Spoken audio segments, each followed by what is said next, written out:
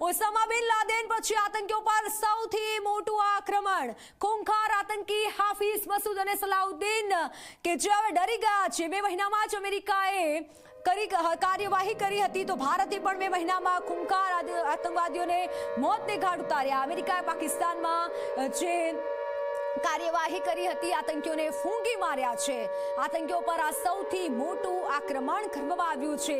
આતંકીઓને ફૂંકી માર્યા છે। ભારતે પાકિસ્તાનમાં ઘૂસી આવા મોસ્ટ વોન્ટેડ આતંકીઓને ફૂંકી માર્યા છે અને તેના હેડક્વાર્ટરને પણ ધ્વસ્ત કરી નાખ્યા છે। 100 થી વધારે આતંકીઓને ઢાળી દીધા છે। યુદ્ધ વિમાનો ઉડ્યા અને 25 મિનિટમાં જ સમગ્ર ખેલ ખેલાઈ ગયો અને 9 જેટલા આતંકીઓના જે અડ્ડા હતા તે અડ્ડાને ભારતે ધ્વસ્ત કરી નાખ્યા છે, ફૂંકી માર્યા છે।